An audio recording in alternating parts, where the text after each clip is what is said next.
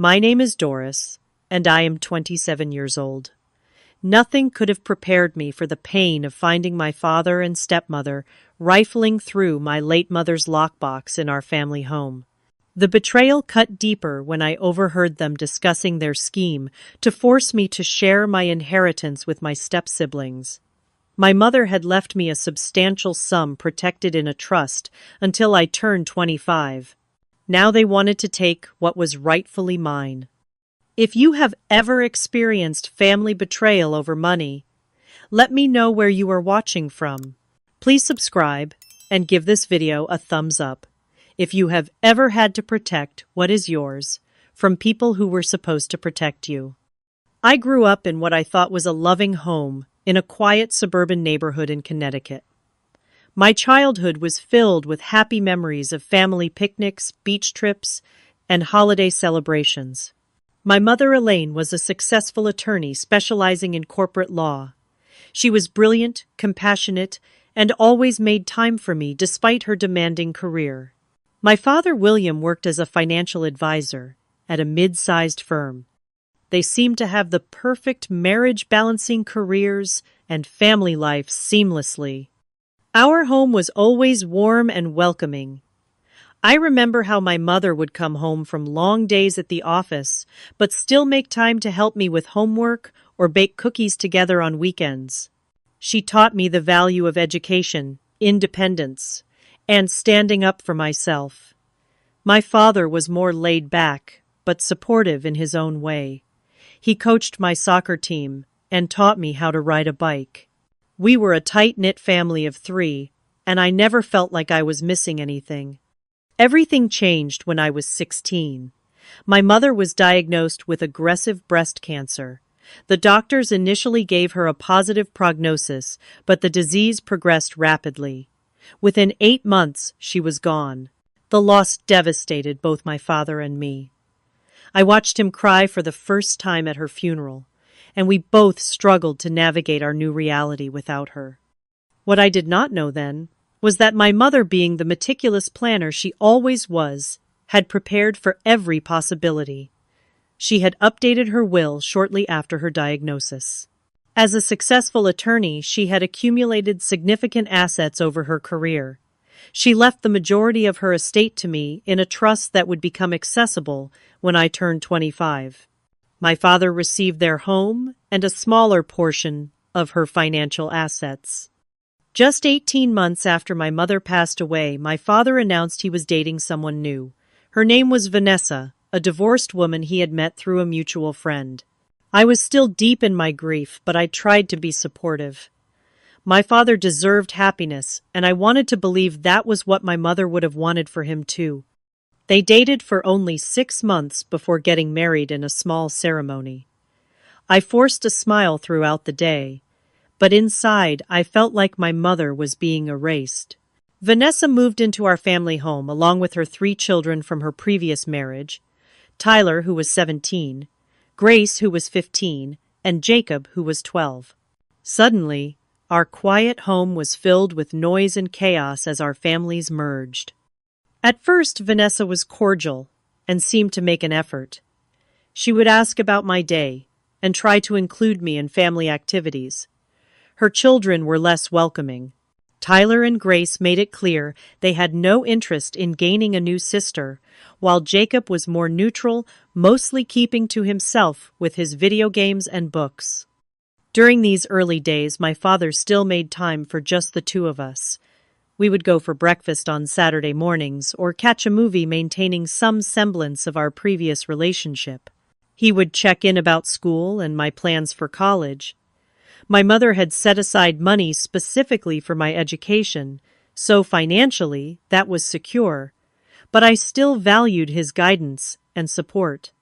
I learned from the family attorney that my mother had created a trust fund that contained the bulk of her estate, approximately $1.8 million. The money came from her successful law career, smart investments, and a life insurance policy. The trust was structured so that I could not access it until I was 25, with the exception of educational expenses. My father was initially named as the trustee, but after his remarriage, the responsibility transferred to the family attorney as specified in the terms of the trust. My relationship with my father remained relatively stable for the first 2 years after my mother died. He grieved alongside me, sharing stories about her and ensuring that her memory remained alive in our home. When he started dating Vanessa, he was careful to introduce her slowly into my life, and he reassured me that no one would ever replace my mother. The last conversation I had with my mother before she passed away was about my future. She made me promise to pursue my education and become independent. She told me she had made arrangements to ensure I would be financially secure, but she emphasized that money was just a tool, not a measure of happiness. She said, "Doris, whatever happens, remember that you are strong. You have my spirit in you. Never let anyone make you feel small or unworthy." At the time, I did not fully understand the weight of her words or why she felt the need to tell me this. Looking back, I wonder if she somehow anticipated the challenges I would face within my own family. The honeymoon phase of my father and Vanessa's marriage did not last long. About 6 months after they wed, I began noticing subtle changes in the household dynamics. Vanessa gradually shifted from being politely friendly to displaying an underlying tension whenever we interacted. Her smile no longer reached her eyes, and her questions about my life felt more like interrogations than genuine interest. The first major incident occurred during dinner one evening, when I mentioned that I had been accepted to Cornell University, my mother's alma mater. Instead of celebrating with me, Vanessa immediately brought up the cost of Ivy League tuition and questioned whether it was a prudent financial decision. When I explained that my mother had set up a college fund specifically for this purpose, her expression soured. "How convenient for you," she remarked, glancing at my father. "Meanwhile, we have to figure out how to afford community college for Tyler next year." My father shifted uncomfortably in his seat but said nothing to defend me. That was the first time I noticed his allegiance beginning to sway away from me. As the months passed, the preferential treatment toward Vanessa's children became increasingly obvious. New gaming systems appeared for Tyler, expensive clothes for Grace, and the latest technology for Jacob. Meanwhile, when I needed a new laptop for school, my father suggested I use part of my mother's money rather than the family budget. The house itself began to transform. Family photos featuring my mother slowly disappeared from walls and shelves, replaced by new pictures of my father with Vanessa and her children. When I questioned this, Vanessa claimed she was creating a cohesive family environment and suggested I was living in the past. My father once again remained silent.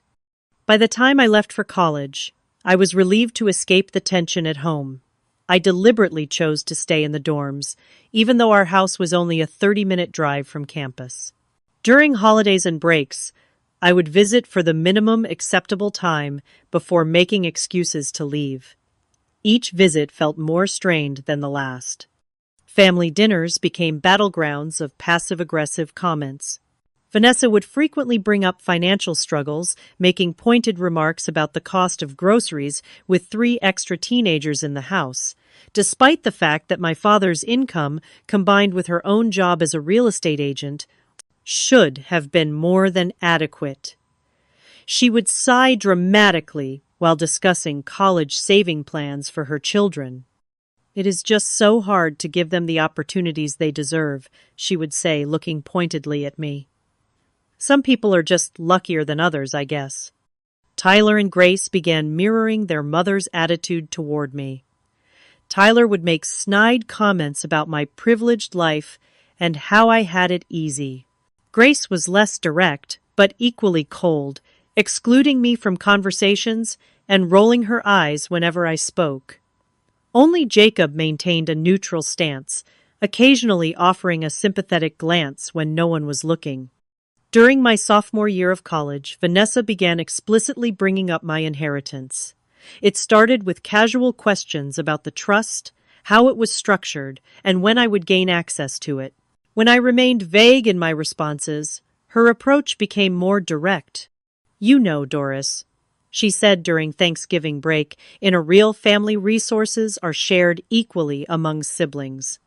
Your mother's money should benefit all the children in this family, not just you." My father, who once would have shut down such a conversation, immediately now nodded in agreement. "We should all support each other," he added. "Family means sharing the blessings we receive." I was stunned by this shift. The man who had once been my protector now seemed to view me as a financial resource rather than his daughter. When I mentioned that the trust was legally binding and had specific terms set by my mother, he frowned. "Your mother could not have anticipated our blended family situation," he argued. "She would have wanted what was best for everyone." The manipulation continued throughout my college years. There were hints about Tyler's desire to attend an expensive private university that they just could not afford. Grace supposedly needed special coaching for her gymnastics talent that was unfortunately out of reach.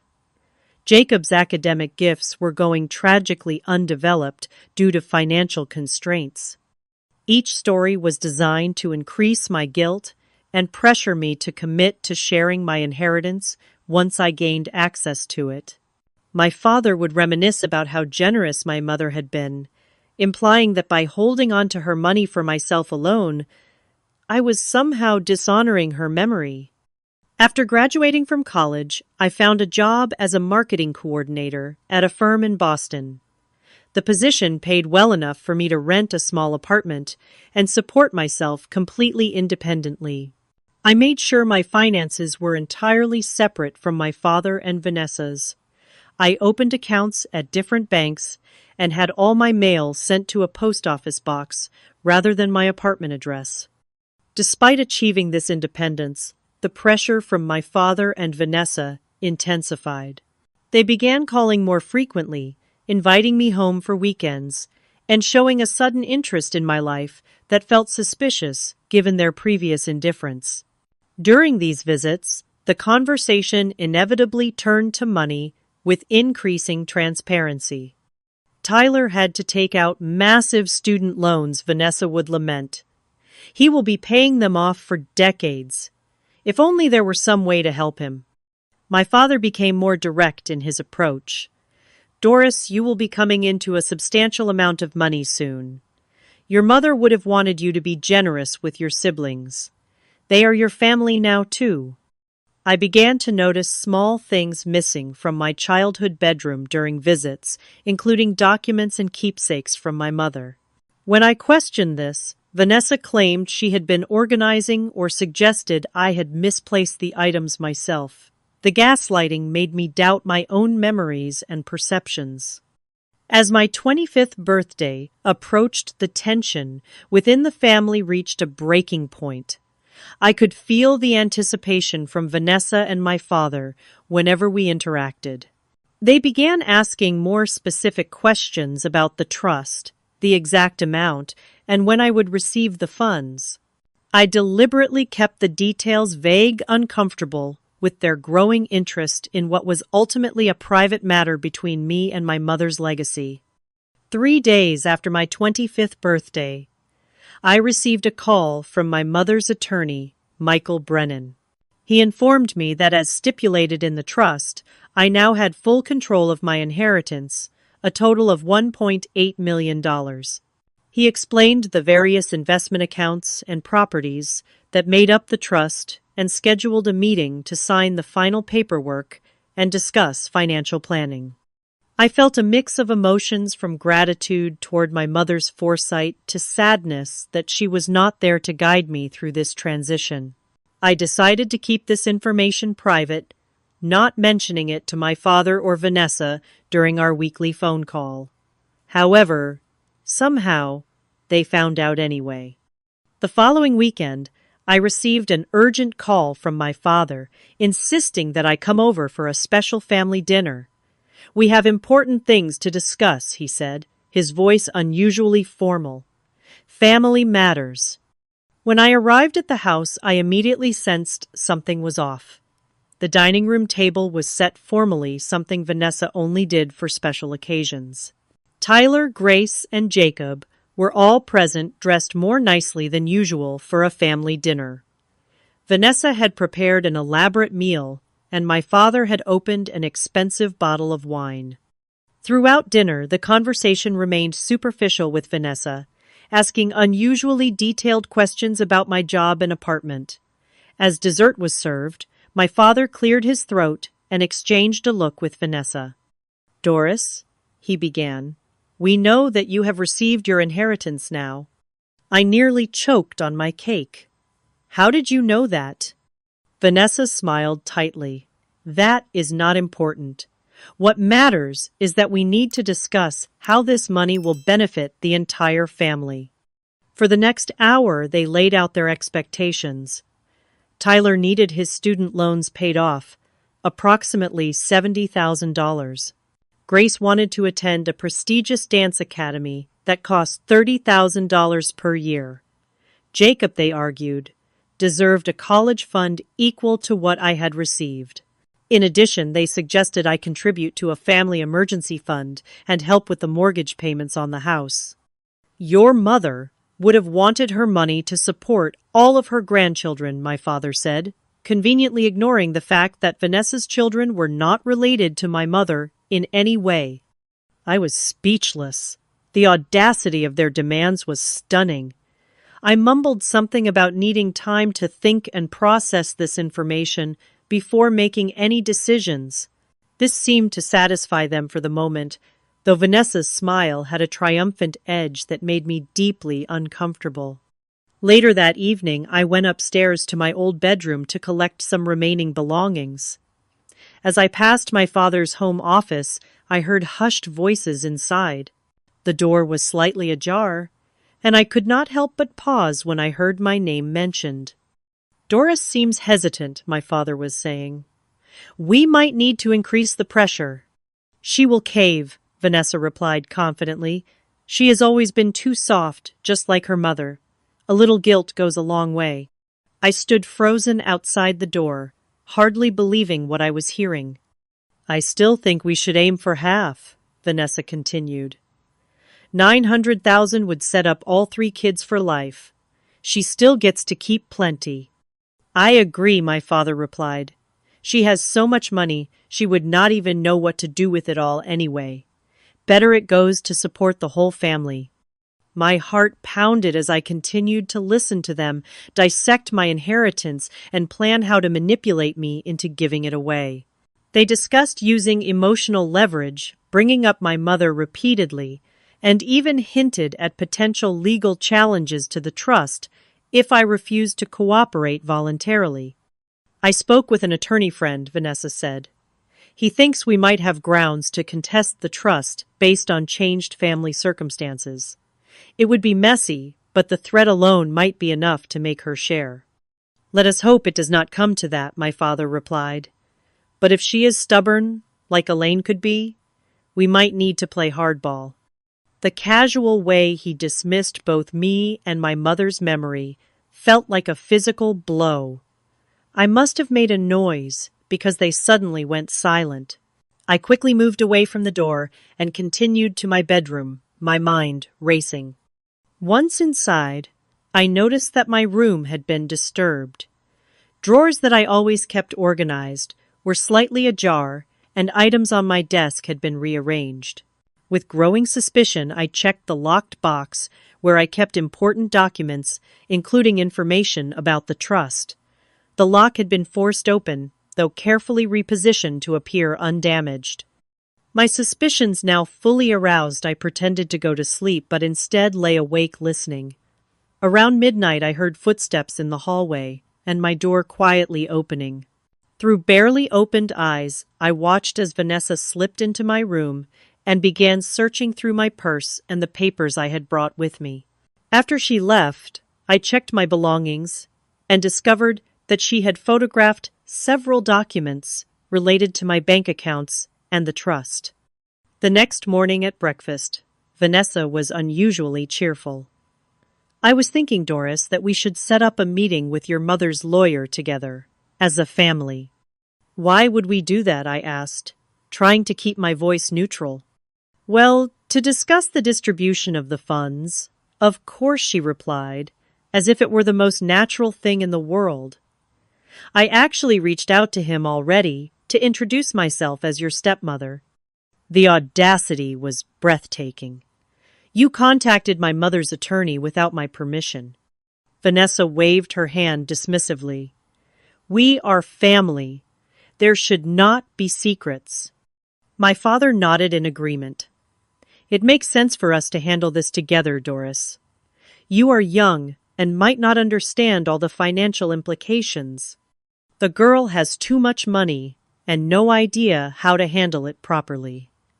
Vanessa whispered to my father, not quite quietly enough. We are just trying to help her make good decisions. In that moment, something broke inside me. These people were not looking out for my best interests. They were plotting to take what my mother had explicitly left for me. The betrayal cut deep, especially from my father, who had once promised my mother he would always protect me. 3 days later, my father called for another family meeting. When I arrived, I found not just my father, Vanessa, and her children, but also a man introduced as Howard Lambert, a financial advisor who was supposedly there to help structure the family's finances moving forward. We sat in the living room, tension thick in the air. My father began with a practice speech about family unity and shared resources. Vanessa nodded enthusiastically beside him, occasionally adding comments about what is fair for all the children. Doris, my father said, his voice taking on an authoritative tone I had rarely heard him use with me before we have given this a lot of thought. Your mother's money needs to benefit all members of this family equally. Tyler, Grace, and Jacob are your siblings now, and they deserve the same advantages you have been given. Vanessa picked up smoothly where he left off. We are not asking for anything for ourselves, she claimed, though her designer handbag and new jewelry suggested otherwise. This is about ensuring all 4 children have equal opportunities. Tyler, now 19, smirked from his position on the couch. Yeah, sis, he said, emphasizing the last word sarcastically. Sharing is caring, right? Grace, 17, and dressed in an outfit that probably cost more than my monthly rent, added, It is not like you earned that money anyway. Why should you get everything just because your mom was rich? I sat in stunned silence as they continued their coordinated attack. Even Jacob, usually quiet, had been coached to look sad and neglected, though he avoided meeting my eyes directly. Howard then presented a document he called a family financial agreement that outlined a plan to divide my inheritance. According to this plan, I would transfer $900,000, exactly half of my inheritance, into a new account. This money would then be divided equally among Tyler, Grace, and Jacob for their education and future security. This is completely outrageous, I finally managed to say. My mother specifically left that money to me. It was her decision, not mine, and certainly not yours. Your mother could not have anticipated this situation, my father countered. She would want all her grandchildren taken care of. They are not her grandchildren, I pointed out. She never even met them. Vanessa's face hardened. That is extremely hurtful, Doris. We have tried to make you part of this family, but you have always held yourself apart. This selfish attitude is exactly why we need this agreement. My father leaned forward, his expression grim. Doris, I do not want to have to say this, but if you refuse to be reasonable about this, I do not see how we can continue to have a relationship. Family supports family. If you cannot do that, then perhaps you are not truly part of this family. The threat hit me like a physical blow. Despite everything, I still loved my father and had clung to the hope that something of our former relationship could be salvaged. Now, he was explicitly threatening to disown me if I did not hand over half of my inheritance. For a moment I wavered. Was keeping my mother's gift to me worth losing my only remaining parent? The guilt and doubt they had been cultivating for years surged within me. Maybe I was being selfish. Maybe my mother would have wanted me to share. Seeing my hesitation, Vanessa quickly produced a pen and pushed the agreement toward me. Just sign here, dear. Then we can put all this unpleasantness behind us and be a proper family again. As I stared at the document, a memory suddenly surfaced. My mother in her hospital bed during her final days, holding my hand and looking into my eyes with fierce intensity. Doris, promise me you will stand up for yourself. Do not let anyone push you around or make you feel less than worthy. You are stronger than you know. In that moment, I realized this was exactly the kind of situation she had been preparing me for. She had structured her will and trust the way she did for a reason, protecting me even after she was gone. I will not be signing anything. I said, my voice stronger than I expected. This money was left to me by my mother, and I intend to respect her wishes. My father's face darkened with anger. This is disappointing, Doris. Very disappointing. I thought you understood the importance of family. I do understand family, I replied. Real family does not try to manipulate and threaten each other. You leave us no choice then, he said coldly. We have already spoken with an attorney who believes we have grounds to challenge the trust. Your mother was not in her right mind when she updated her will during her illness.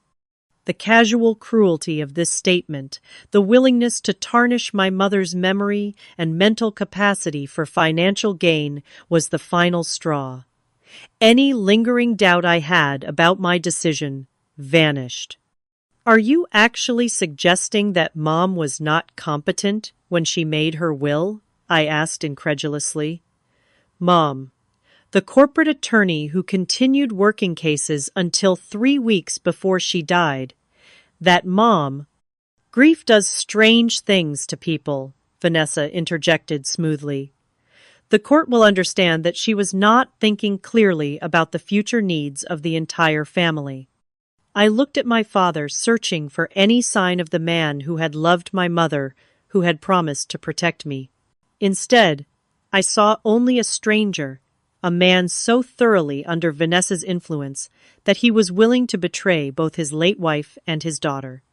I think this meeting is over, I said, standing up, and I think it would be best if I left now. If you walk out that door without signing, my father warned, do not expect to be welcomed back. I paused at the doorway and looked back at the people who were supposed to be my family. You know what hurts the most. Not the fact that you want my money, but that you think so little of me, that you believed I would not see through this. As I walked to my car, I felt a strange mixture of devastation and relief. The family I had once known was gone, but at least I was no longer living in denial about it. I drove away from my childhood home, in tears, barely able to see the road. When I reached a nearby park, I pulled over and called the only person I knew would understand, my college roommate and best friend, Sarah. She had seen me through the worst days after my mother's death and the struggles with my new blended family. They did what Sarah exclaimed after I recounted the afternoon's events. Doris, that is beyond manipulation. That is borderline criminal. Her outrage was validating. Part of me had worried that perhaps I was overreacting or being selfish, as my father and Vanessa had suggested. You need a lawyer, Sarah said firmly. Not just any lawyer, but someone who specializes in trusts and estate law. Actually, I might know someone who can help. My Aunt Catherine Wallace is a family law attorney in Boston. Let me call her. The next morning, I met with Catherine in her downtown office. She was a striking woman in her 50s, with keen eyes that missed nothing. I explained my situation, including the details of my mother's trust, my father, and Vanessa's demands, and their threats to challenge the trust in court. Catherine listened carefully, taking notes, and occasionally asking clarifying questions. When I finished, she sat back in her chair with a thoughtful expression. First, let me assure you that based on what you have told me, your mother's trust appears to be extremely solid, she said. Trusts created by attorneys, especially for themselves, tend to be meticulously constructed and difficult to challenge. The fact that your mother was actively working as an attorney until shortly before her death makes any claim of mental incapacity highly unlikely to succeed. Relief washed over me. So they cannot take the money. It would be extremely difficult for them to do so through legal channels, Catherine confirmed. However, that does not mean they will not try to use emotional manipulation or other tactics to get you to voluntarily give them what they want. We spent the next 2 hours discussing strategies to protect both my assets and myself. Catherine helped me understand the legal and financial aspects of my inheritance and advised me on how to secure my accounts and personal information.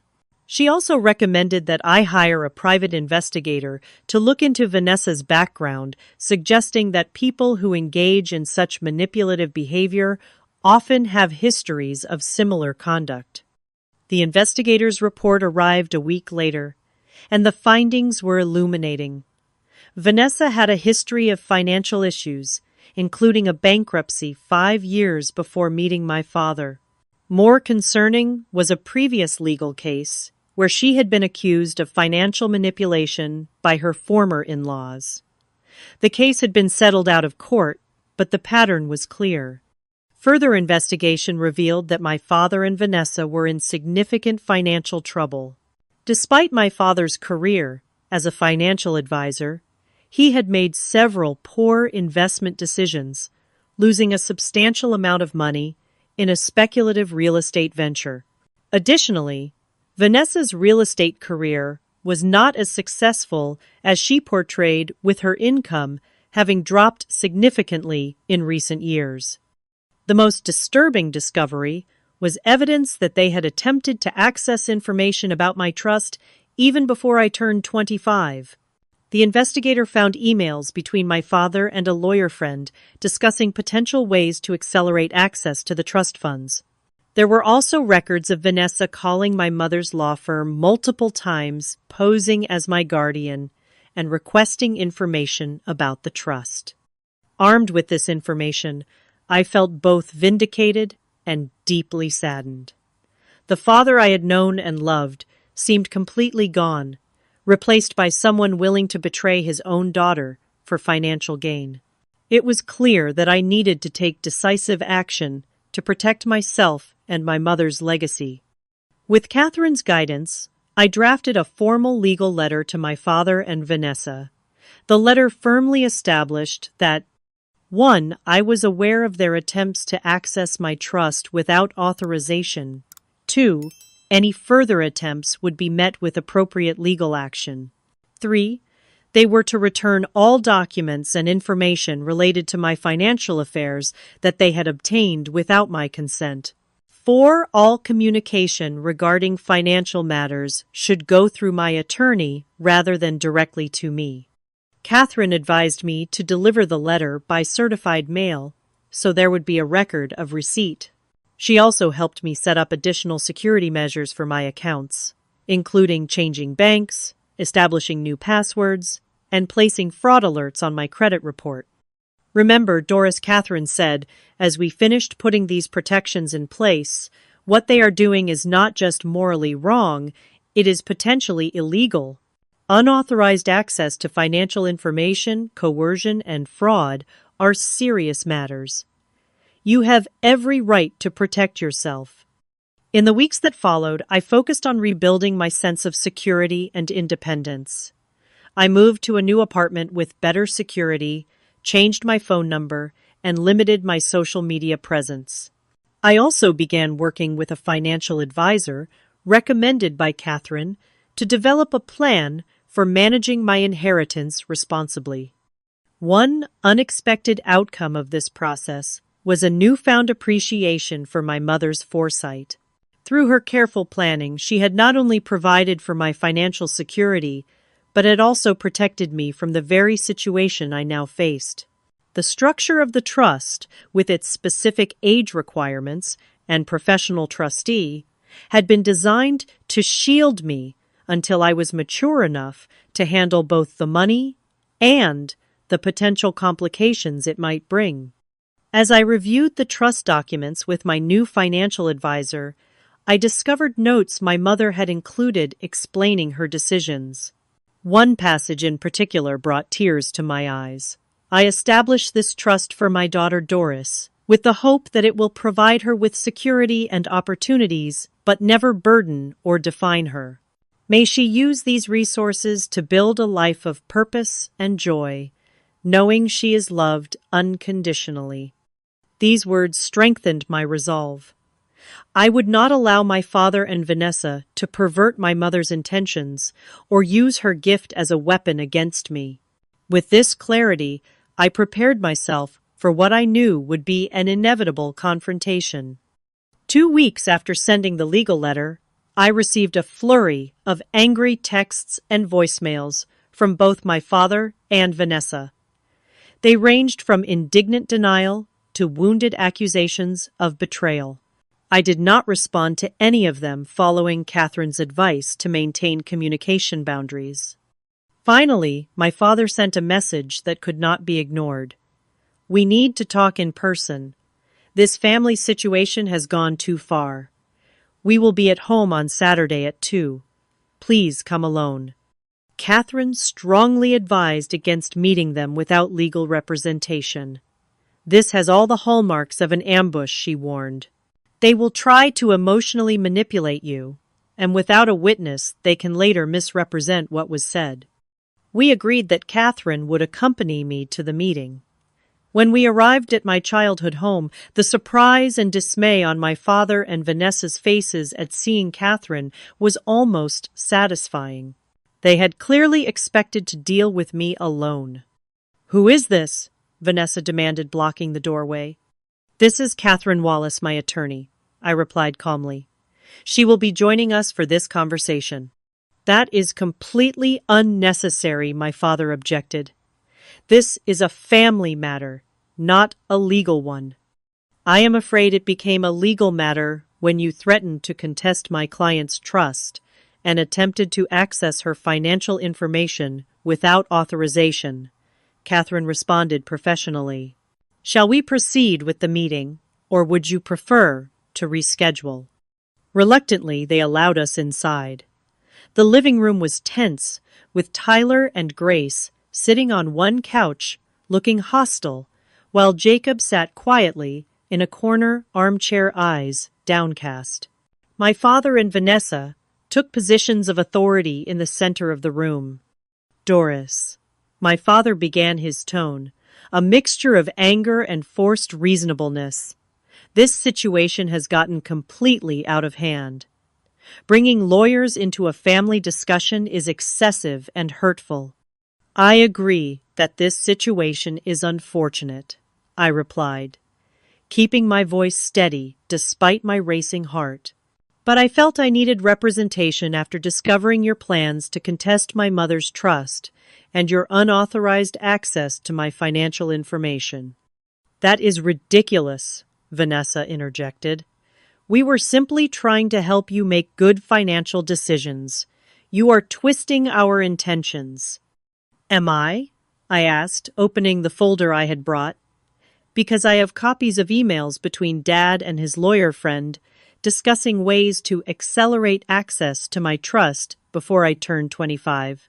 I also have phone records showing you called my mother's law firm multiple times pretending to be my guardian." The color drained from Vanessa's face while my father shifted uncomfortably. "You had us investigated?" he asked, incredulously. "Your own family." "I needed to understand what I was dealing with," I replied. "And what I discovered was disturbing, to say the least." Catherine then methodically presented the evidence we had gathered, including documentation of their financial difficulties, Vanessa's history of similar behavior with her former in-laws, and the detailed plans they had made to pressure me into giving them half of my inheritance. As the evidence mounted, their denials became less convincing. Tyler and Grace watched with growing alarm, while Jacob seemed unsurprised, confirming my suspicion that he had been aware of what was happening all along. "This is all a misunderstanding," my father attempted, his voice lacking conviction. "We only wanted what was best for the whole family." "No," I said firmly. "You wanted what was best for yourselves. You were willing to betray me and disrespect my mother's memory for money. That is not family." Vanessa's facade finally cracked. "You think you are so much better than us, with your fancy trust fund and your high and mighty attitude. You have never accepted us as family. You have always looked down on my children." "That is not true," I countered.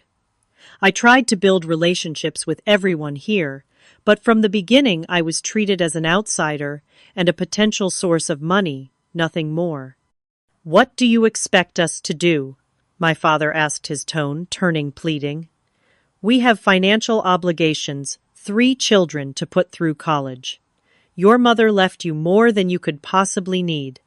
"That was her choice," I replied. "And it is not my responsibility to fund your lifestyle or your children's education. My mother provided for me because she was my mother. She had no obligation to provide for your new family." The conversation continued to deteriorate, with Vanessa becoming increasingly hostile and my father alternating between anger and manipulation, trying to appeal to my sense of guilt and family obligation. Catherine remained a calm, stabilizing presence, occasionally interjecting to keep the discussion from becoming too heated or straying into legally problematic territory. Finally, I had heard enough. I did not come here to argue or to be guilted. I came to make my position clear. I will not be sharing my inheritance with you or your children. Any further attempts to access my finances or challenge my mother's trust will result in legal action. And given what I now know about how you truly feel about me, I think it is best if we no longer have contact." "You would cut off your own father?" my father asked, seemingly genuinely shocked. "You threatened to cut me off if I did not give you half of my inheritance," I reminded him. "You were willing to tarnish my mother's memory by claiming she was not mentally competent when she made her will. You chose money over our relationship long before today." Vanessa scoffed. "Fine, walk away. But do not come crawling back when you realize how lonely life is without family." "Real family does not treat each other this way," I said, rising to leave. "Real family protects each other, supports each other's growth and independence. What you have shown me is not family, it is exploitation." As Catherine and I moved toward the door, a quiet voice spoke up from the corner of the room. "She is right." Everyone turned to look at Jacob, who stood up, his expression resolute despite his obvious nervousness. "You have been planning this for years," he said, looking at his mother. "I heard you and William talking about Doris's money even before you got married. You said she was our ticket to an easy life." Vanessa hissed, "Be quiet." But Jacob continued, "I am sorry, Doris. I should have said something sooner, but I was afraid." The revelation hung in the air, confirming everything I had suspected and more. My father could not meet my eyes, his guilt finally evident. "Thank you for your honesty, Jacob," I said softly. "It means a lot." As we left, I felt a complicated mixture of pain and liberation. The family I had once known was gone, but with that loss came freedom from manipulation and false expectations. I was now truly on my own, but perhaps that was better than being surrounded by people who saw me only as a means to financial gain. "The truth hurts," Catherine said gently as we drove away. but it also sets you free. The weeks following the confrontation were some of the most difficult of my life, second only to losing my mother. I moved to Seattle, needing physical distance from the memories and pain associated with my hometown. The 3,000 miles between us provided a buffer that allowed me to begin healing. With Catherine's help, I had established complete financial independence and security. I purchased a modest but comfortable condominium and invested the majority of my inheritance according to a conservative plan that would provide long-term stability while allowing me to live comfortably without extravagance. Despite the financial security, the emotional wounds ran deep. I had effectively lost my entire family in one fell swoop. The father I had loved throughout my childhood seemed to have disappeared years ago, replaced by someone I barely recognized. The sense of betrayal was profound, compounded by the knowledge that he had been planning to exploit me for years. On my darkest days, I questioned everything. Had my father ever truly loved me, or had I been nothing more than a connection to my mother's wealth all along? Were all relationships ultimately transactional? As my experience seemed to suggest, the cynicism felt foreign to my nature, but took root nonetheless. Recognizing that I needed help processing these feelings, I began seeing a therapist specializing in family trauma. Dr. Lisa Chen helped me understand that my father's behavior reflected his own weaknesses and failures, not my worth or lovability. She guided me through exercises to separate my mother's genuine love and care, as demonstrated through her thoughtful planning and protection from my father's betrayal. Your mother knew exactly what she was doing when she structured your inheritance the way she did, Dr. Chen pointed out during one session. She was protecting you not just financially, but emotionally. She understood something about your father that perhaps even you did not want to see. This perspective helped me reframe my mother's actions as a final act of maternal protection rather than simply financial planning. It brought me closer to her memory and strengthened my resolve to honor her intentions. Gradually, I began rebuilding my life. I joined a rock climbing gym and found that the physical challenge helped clear my mind. I made new friends through a book club and volunteer work at a local literacy program. Slowly, I created a chosen family of people who valued me for myself, not for what I could provide them. About 6 months after moving to Seattle, I received an unexpected email from Jacob, now 14. He asked how I was doing and apologized again for not speaking up sooner about what his mother and my father had been planning. We began a cautious correspondence, careful to keep our communication private from the rest of the family. Through our exchanges, I learned more about the dynamics in the household after I left. My father and Vanessa had indeed consulted a lawyer about challenging the trust, but were told they had essentially no case. Their financial situation had worsened, leading to increased tension and blame. Tyler had dropped out of college after his first year, and Grace was struggling academically. Jacob was the bright spot in this bleak picture. Despite the chaos around him, he was excelling in school and had developed an interest in computer programming. When he mentioned a summer coding camp he wanted to attend but could not afford, I arranged to pay for it anonymously through the camp scholarship program. It was a small way to support him without directly engaging with the rest of the family. As I approached the 1-year anniversary of the confrontation, I decided to honor my mother's memory in a meaningful way.